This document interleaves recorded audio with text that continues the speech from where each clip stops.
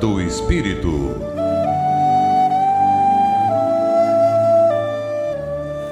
Bom dia, estimados ouvintes da Rádio Guarujá, 1420 AM, Florianópolis, Santa Catarina. Programa que vai ao ar todos os sábados às 8h40, pelo Centro Espírita Amor e Humildade do Apóstolo. Mais uma vez, temos o prazer de receber o nosso irmão Sidney Lourenço, que é trabalhador aqui da nossa instituição, do Centro Espírita Amor e Humildade do Apóstolo.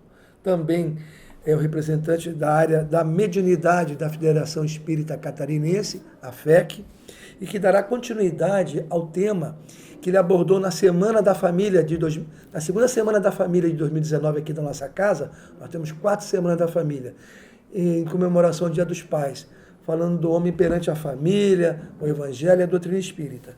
No programa anterior, era o homem perante os pais. Com a palavra, nosso irmão. Ok. Alexandre, é interessante, na última vez nós falamos a respeito da evolução, né, do modelo de família corporal para a família espiritual, naquele paralelo com o capítulo 11 do Evangelho mesmo, que é onde Lázaro fala sobre a evolução do espírito, né?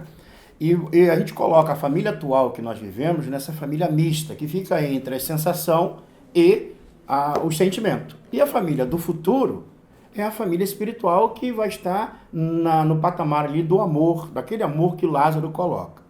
Interessante que quando a gente analisa essa família mista, a gente vai verificar o seguinte: a origem do modelo de família existente no passado era a ideia do provedor, como eu mais ou menos falei no final.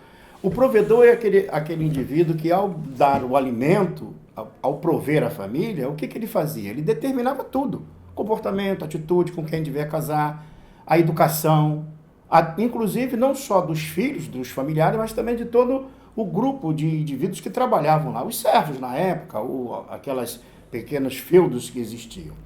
Vejam que isso criou um problema sério, porque a partir do momento em que houve a ruptura dessas relações, principalmente com o advento da televisão, a interferência de outros pensamentos, inclusive a saída da mulher para buscar o alimento também na rua, o que acontece? Ela, ao retornar para o lar, então ela começa a se posicionar.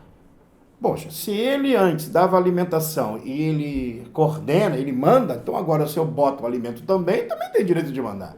Então veja que antes que era uma opressão, passa para um processo muito aberto, e aonde o filho também sai para buscar o alimento, então se acha com direito de mudar aquela relação.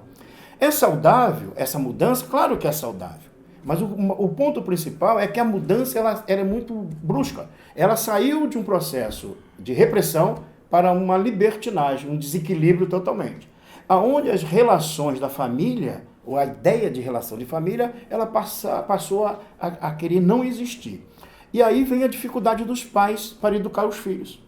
Porque à medida que as almas estão reencarnando no planeta, à medida que eles reencarnam no grupo familiar, eles já vêm com um modelo de busca de valores que eles nutriram em vidas passadas. E valores, muitas das vezes, desassociados da prática do amor, da prática do bem, da harmonia.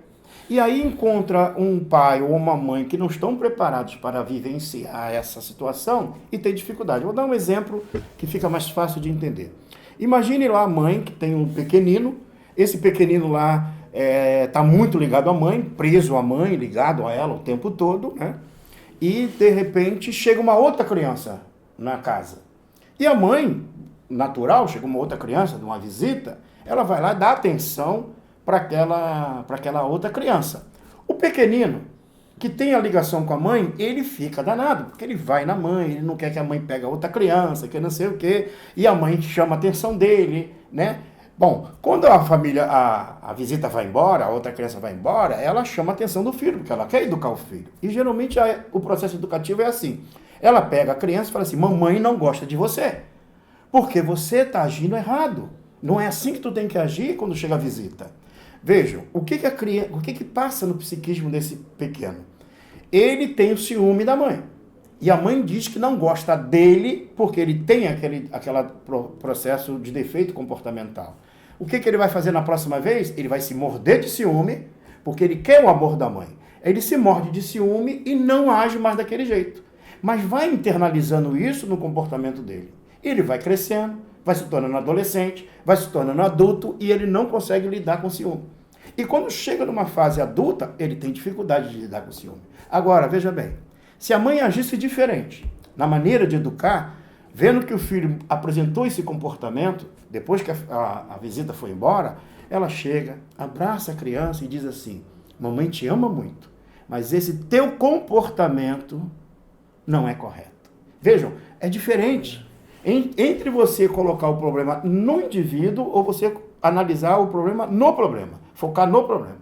Então, muito processo da educação é assim. É a mesma coisa o pai no carro, né, andando lá na velocidade, o filho sentado atrás, e alguém fecha ele, e ele já xinga, né, ou coloca a mão para o lado de fora, né, e aí naquele momento que ele faz isso, ele lembra que o filho está atrás. Aí ele vira para o filho: ó, não faz o que eu mando, mas não faz o que eu mando, o que eu faço.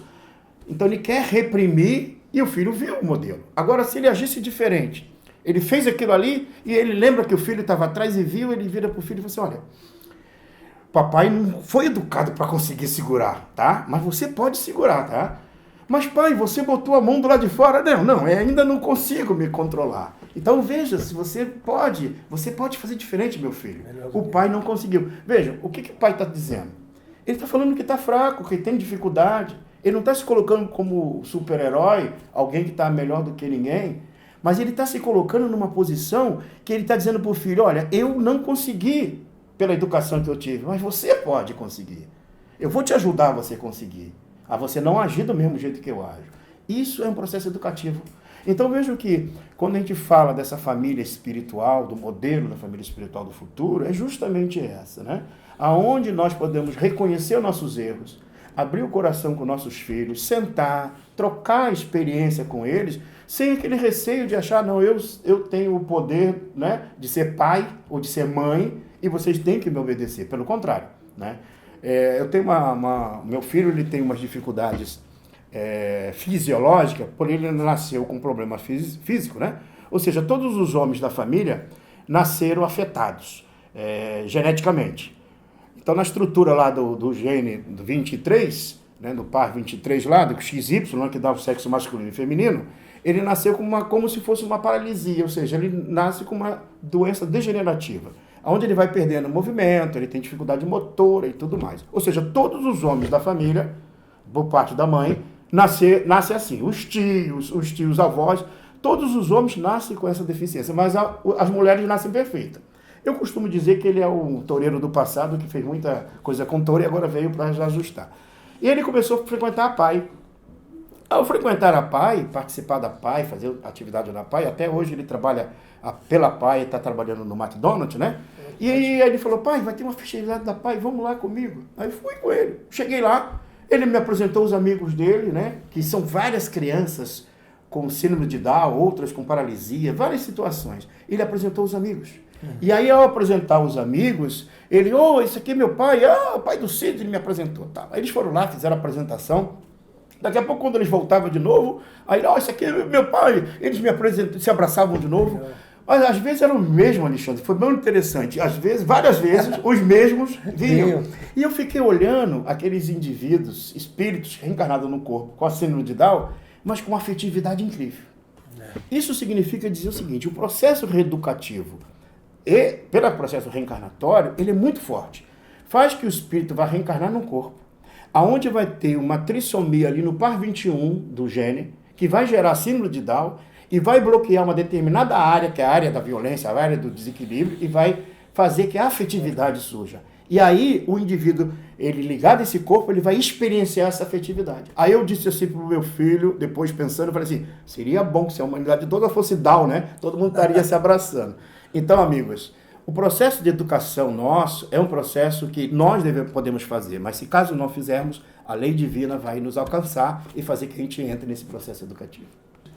Que Deus nos proteja. Muito obrigado pela assistência e até a próxima semana. Que bom.